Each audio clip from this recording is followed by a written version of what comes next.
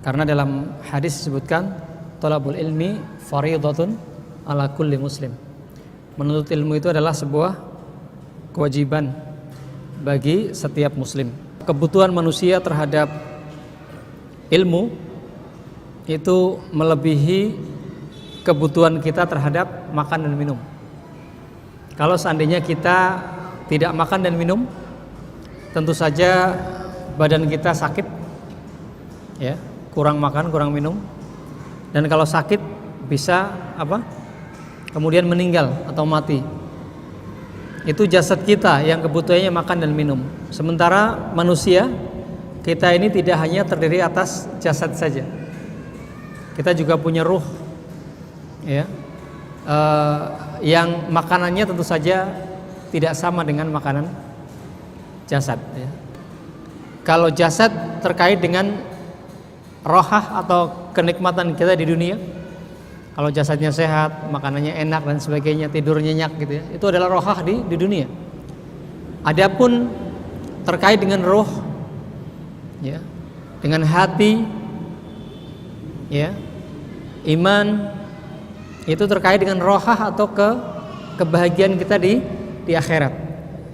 Sementara perbandingan antara dunia dengan akhirat itu sulit dibandingkan.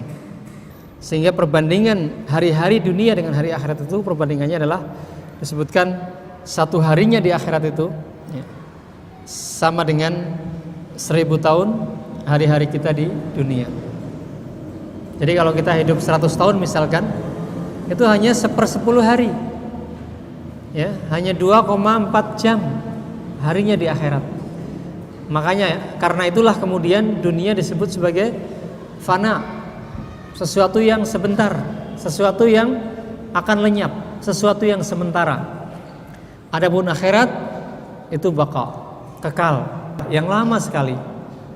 Jadi disitulah kemudian kepentingan kita untuk membahagiakan diri kita di akhirat yang sangat lama itu jelas lebih utama dibanding dengan hajat kita untuk membuat kita merasa nikmat, enak, bahagia di dunia yang sebentar. Dan ilmu kaitannya adalah dengan kebahagiaan kita di akhirat yang lama. Tetapi memang Masya Allah, di majelis ini dan bisa juga di majelis yang lain mayoritas didominasi oleh bapak-bapak, ya, artinya remaja ini memang masih, ya, kecuali mungkin di tempat-tempat yang tertentu, ya, rohis dan sebagainya. Tapi kalau di masjid-masjid, majelis ilmu didominasi oleh usia menengah ke atas. Ya, kalau ajal sih tidak bisa dibilang dengan usia, ya. Betapa orang yang masih muda juga bisa meninggal duluan. Tapi masalahnya adalah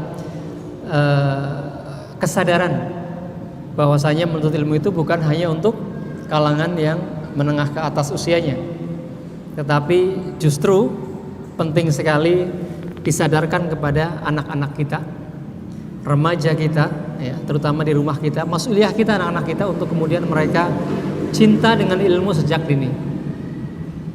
Ya, maka Imam Syafi'i rahimahullah, ya, sampai mengungkapkan kata-kata yang cukup menyengat, ya. Dikatakan man fatahu ta'lima waqta syababihi fakabbir alaihi arba'an li wafatihi. Barang siapa yang kemudian saat mudanya enggak taklim, ya, enggak mau taklim, maka, ya, apalagi kemudian sampai tua enggak mau taklim juga, maka fakabbir alaihi arba'an li wafatihi.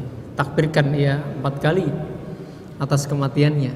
Kenapa? Karena memang jasadnya hidup, tapi orang yang tidak tahu yang hak dan yang batil, tidak tahu yang benar dan yang salah, tidak tahu yang halal dan yang haram, kira-kira hidupnya gimana?